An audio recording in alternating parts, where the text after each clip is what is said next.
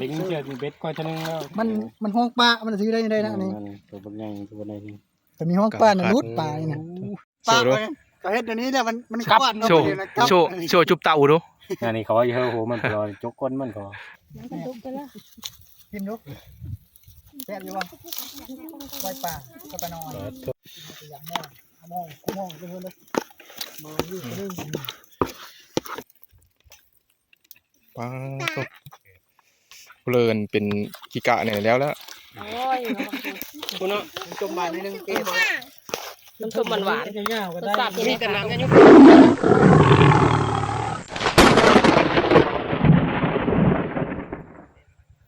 เอากราบทักทายสบายดีแล้วก็สวัสดีพี่น้องปองปายมาทุกคนพบกับซ่องนายพานคนป่านะบ่าวกับสูตรคือเก่าคือเดิมพี่น้องมื้อนี้ก็ลงมาแต่ป่าแล้วก็มาหาอยู่หากินพี่ละลงหนองบาละมอนหัวหน้าสอนเพิ่นสาว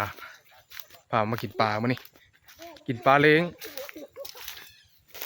เดี๋ยวย่างลงไปหาเขาอยู่หนองพุ่นละ นี่หนองปลาบาละมอนเรียบร้อยแล้วบ่ปลาคอบ่ปลาเพ้อโอ้ถือแล้วถือปลาใหญ่แล้ว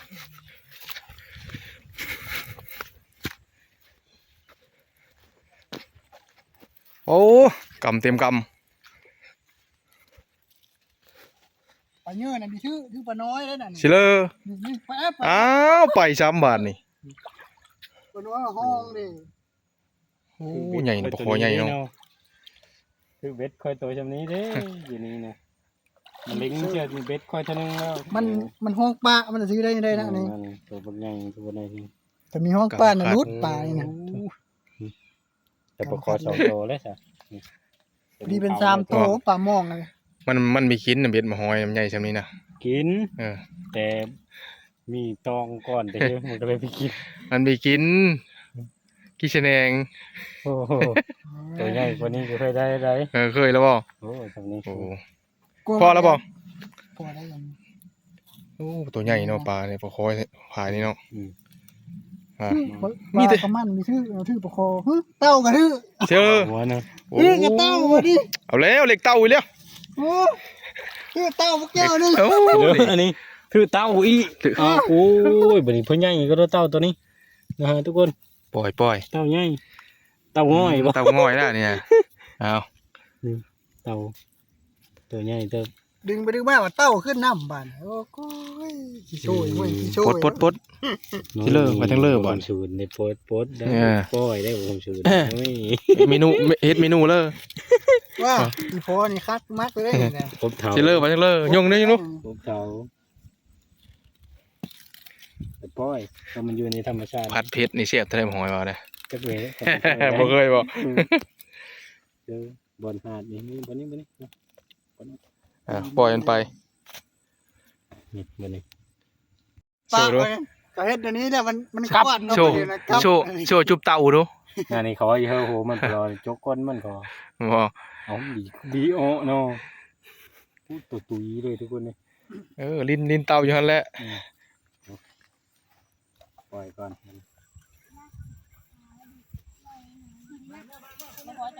นี่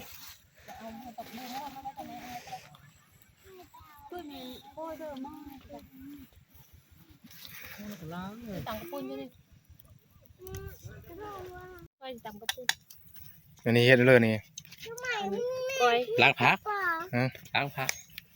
เสือก้อยป่าก้อยปลากุ้งเต้นนะบ่เต้นแล้วนะอย่าเต้นแล้วอากาศเพลงดับเลยเพลงดับแหละต้องใส่เบบ่พ่อน้ำไม่น่าบ่พ่อบ่เต้นเอามาหาอยู่เลยน่ายกประเดะนะแทนประเดะเฉยกันเป็นปลาเลยรู้สึกว่าพักในสิหลายกว่าปลาได้นี่กินด้วยนะแซ่บเลยนะครับเนาะเครื่องปรุงกันเตรียมมาแต่เฮิร์ดเรียบร้อยแต่ลมซอยมานี่กินปลาเอากันโอ้แหมหอยใส่ควันไฟอูดเอาลมควันปลาคอลมควัน จัก สูตรจานหอย บิได้ไปไทยบิได้ไปเลยจักทอนลมคอกลมควัน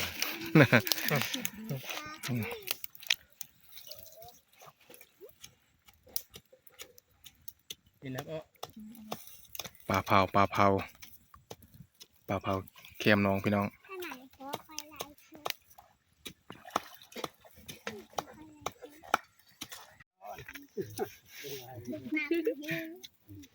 เป้าหมายเว้ย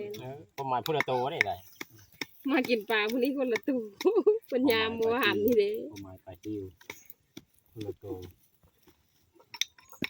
พูนลงนองเอาโหมันพ่อ อืม ซีนมาทำกินดอกหอย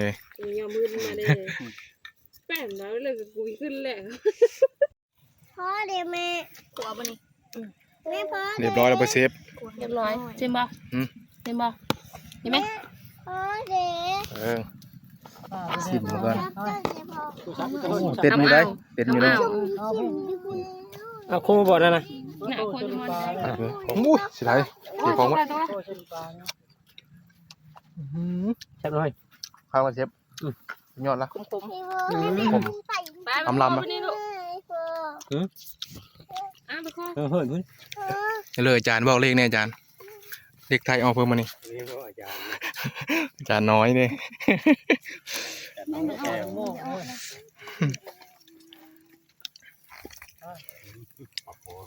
ตังคุ้งกับมันนี่ อยากมองกูมองเพื่อนเลยมาอยู่คนนึงจับเนี่ยเลย 3-1 สามสิกิน มันเถอะฮะ ได้อยู่ ตามก็เริ่มทีมอย่ามาหน่อยนึง ได้กว่าเลย มันแห้วแล้วนี่นะ ยังไปแล้วอยู่ได้หลายยังเอามาเทะอยู่นี่ ตัวจริงใหญ่กว่า มาเปรียบเทียบอีก ใหญ่กว่าอยู่ แล้วนาชอนชุบหรือเปล่าไปเลยเฮ็ดเพื่อนน่ะ โคอันเฮิร์นเล็กน้อยทุกคน ใส่ฮ้อนแล้วนี่เฮากัน หลายคนกินเนาะ นี่แหละ แล้วเลยเจ้าของน้องอันนี้เพื่อเหย่าก็รอ โดยสบายดี ปลาเมื่อล่ะ เหงาเลยอากาศมันหนาวช่วงนี้นะ มากินปลาอะไรเหย่าบ่ มันมีเกียร์เลยผู้ปล่อยเราพุ่นบอชอน อันนี้เจ้าของน้องนี่เนาะ น้อง เออ ผู้ปล่อยเราบอชอน ผู้ปล่อยแม่นบ่ชอน ผู้เอามาป้อน บ่ ปล่อยน่ะปล่อยบอชอนเป็นผู้ชื่อ แม่ในค่อยก็ไม่ได้ชื่ออีก แม่มันรักกินบ่ล่ะ อันมีเกียร์รอดเลยปลาก็เยอะ เพลงเดียวไม่ลงโตแล้วนี่เอ้าเป็นผู้กินเนาะหอย บอชอนเป็นเจ้ามือนะปีนี้นะ ทิปนั่นบ่ล่ะเผาแล้วมันใจฮ้อนโพด จอมโลก วันนี้ครบทีมทีมงานใส่ตูดเฮาบ้า อันนี้ก็มีตำกระปุ้นน้ำ บ้านี่ดูดได้ลง เนาะเดียวแล้วเนาะ พวกเข้าก็เชิญกะละมังเลยบ่อนต่ำไงมาทานนะดิ ตัวมันหลาย สงสัยจบมาแต่พุ่นไหนนี่แหละเชฟพุ่นนี่ไหน จบเลยนะ จบมาห้วยเตยพุ่น จบมาแต่พุ่นไหนประเทศนอกพุ่นไหน จบมาตั้งแต่ห่อนวะ จบมาแต่ห้วยเตยห้วยตีพุ่นน่ะ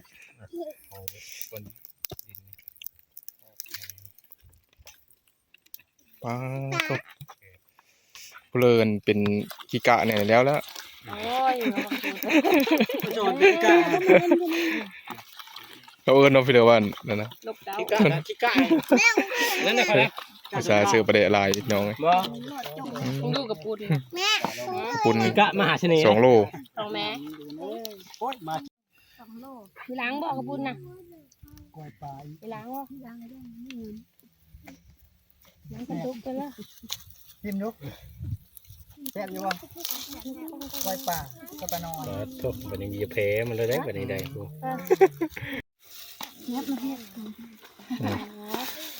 พอดีโอ้โหชุมเชื่อบ้านี้ว้าวโอ้ย มีท่ายกะ เขิงกระซ้ ดูปลาชิมก่อนนะดูปลาชิมก่อนนะดูปลาชิมก่อน มอน ค่อยขอชิมก่อนนะ ำยุบเปอร์ยุมัน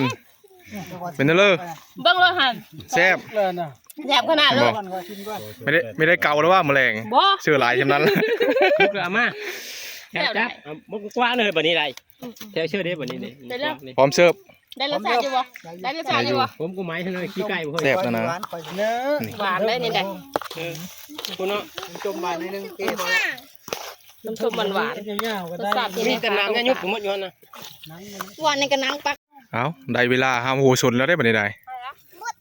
มาข้อพอละ กินให้มันหมด บ้านแต่ตัวเขาเยอะกำลังนั่นนะ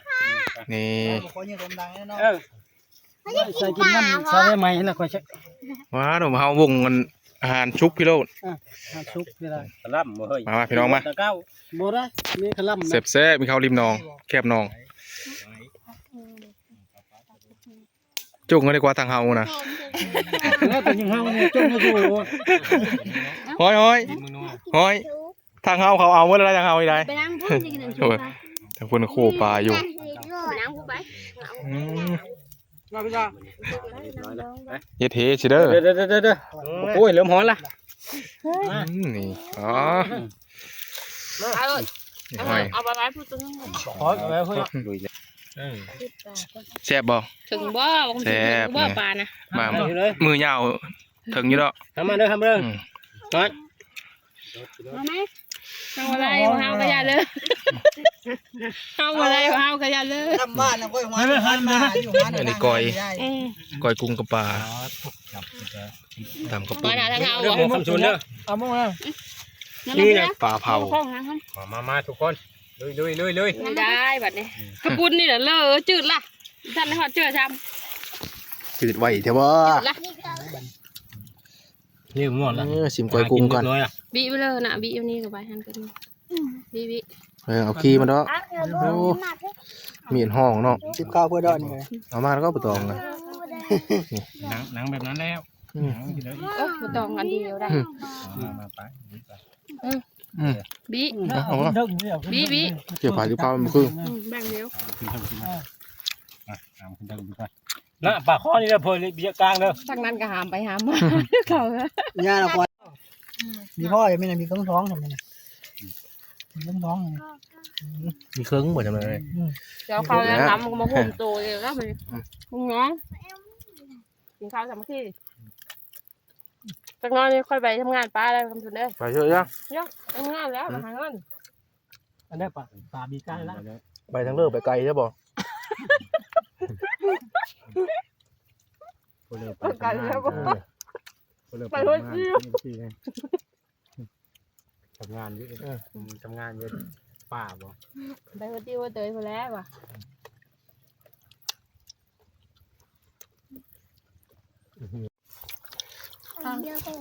คืออย่างมือยาวเนาะ ขอไปโน่ เขาหลายคนแซ่บเลยพี่น้อง คนที่ทดนะนั่งเรานายจะยิ่งเกรงใจนะ นี่เขาเป็นโตอยู่โลดลึกแล้ว กลางแล้วเอ็มนั่นกลางแล้ว ก็ไปซื้อปลากระลำมิมี่แล้วก็จังไปเททางกระปุกน่ะ มันกลางบ่ขอ ทานประดาโมเดียว1 วันนี่นะ เชื่อกับมิมี่ มันได้ท้องมันเด็ก มิมี่จกมาตัวได้เข้าทำไมล่ะบอก ไม่กลางหมูมดจะได้เขาเด็ก มันจะย่าเลย ตายกระท้องแล้ว กินข้าวอยู่มา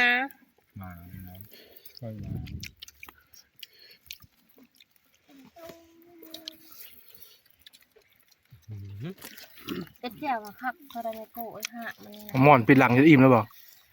เป็นใหญ่ นี่พี่ใหญ่นะมันเอา จะดูร้านยิ้ม เพิ่นเอาไปแล้วโหนั่นไปม้างแล้ว ขึ้นหัวมัน มาไล่กลางอ่ะ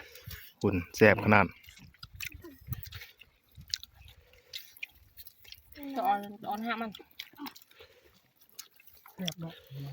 แซ่บเลยคุณหาหนีเพิ่มมันโลด เราชอบไหม เช็ดต้องฮ้อนเถอะอ๋อถูกแล้วยาวแล้ว เป็นแบบมันอายเลยอันนั้นรถคนนั้นน่ะ ดูก็อย่าเกรงใจ ย่างได้ย่างได้ เรื่องที่เกรงใจนะ แล้วบ่ขอตัวนั้นนะครับ โบ่ง ท้ายมันมีไปกินปลาชิวเนาะ โบ่งกับการเดียวเนาะ เอารถห้าไม่เอาบ่ม บ่ งานนี้ โอ้เก่งใจเด้ รอบอันแม่นจะครบ6 ปีอะไม่ได้ต้มเดียวไปนี่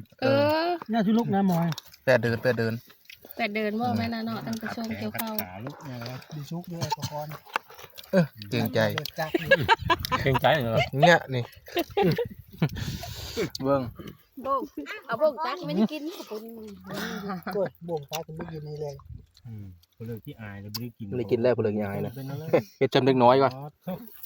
ทันเด็กน้อยเขาได้ เม็ดทุกคนเลย เอาเฮ็ด คักแบบนี้เด็กเงินปะเงินข้อคัก โอ้เพิ่มมาเยอะนะโหมันนี่เนาะเบิ้งจัน เอาละ กำหนด เกรงใจนะ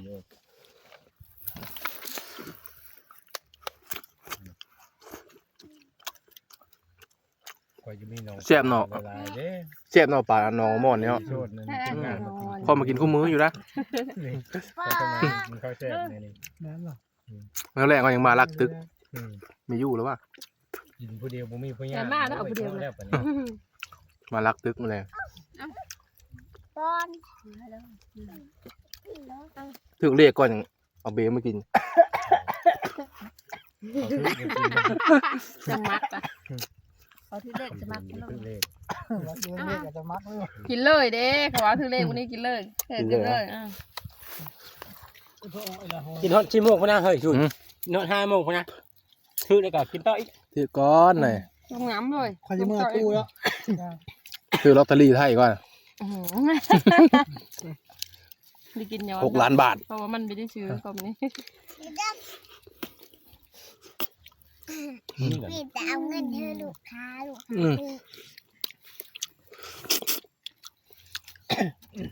เฮ้ยใครยังไง นั่นแหละ วันนี้ก็กินอิ่มแล้วกินแล้วเชลนี้วันนี้เนาะเลขกับวัตถุพี่น้องเลยเซ็งละนี่เดี๋ยวเงี้ยวๆอยู่เลยลอตเตอรี่กับวัตถุพอได้6 ล้านบาทนี่ค่ะ